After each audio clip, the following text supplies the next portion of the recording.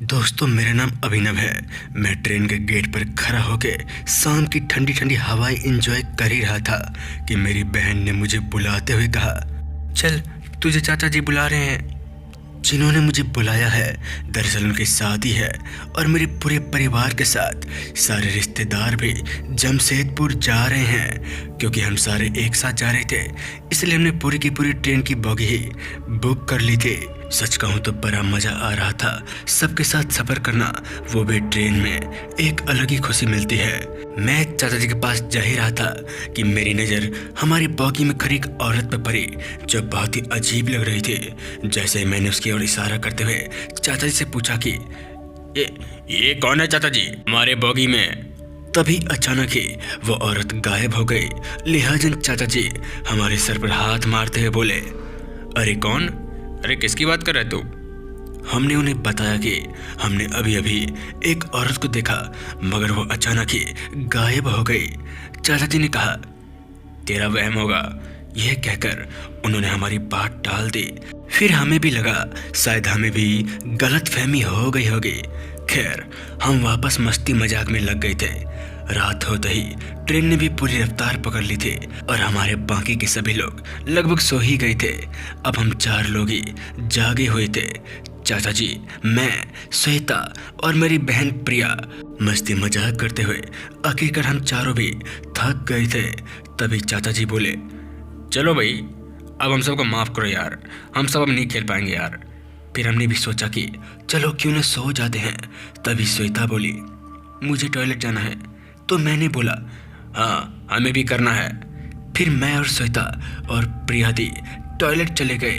Toilet के बाद श्वेता बोली, तुम जाओ मैं थोड़ी देर में आती हूँ। इस पर हमने कहा, ठीक है। ये बोलकर मैं और प्रिया दीदी अपनी बर्थ पर आ गए।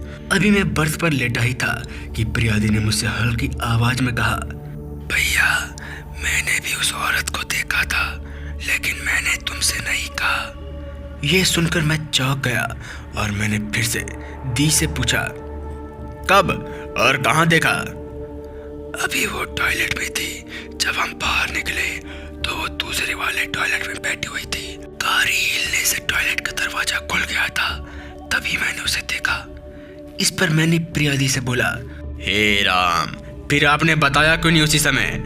इस पर प्रिया दी बोली, वो बेचारी बस टीटी से बचने के लिए ट्रेन में छुटती फिर रही है और कुछ नहीं।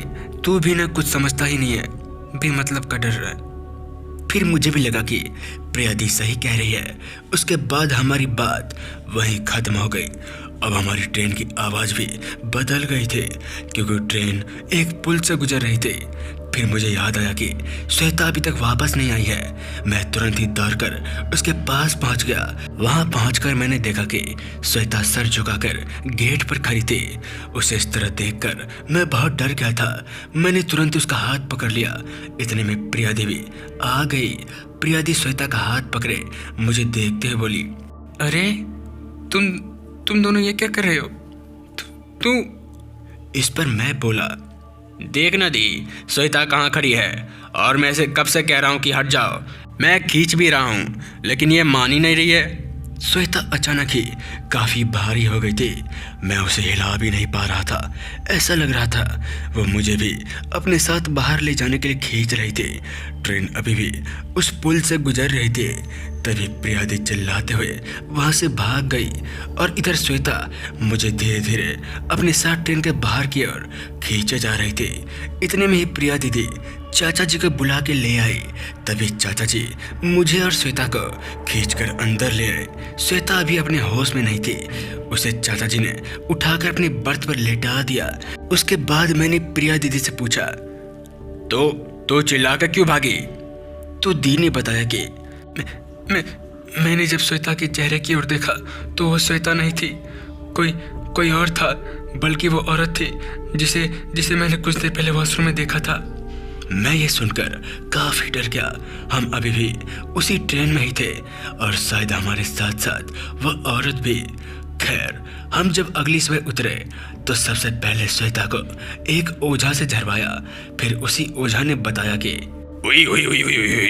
दरअसल तुम जिस औरत को देखने का दावा कर रहे हो ना, वो औरत उसी ट्रेन में सफर कर रही थी अपने 2 बच्चों के साथ। गर्मी ज़्यादा होने के कारण वो अपने बच्चों को लेकर गेट पर बैठी थी।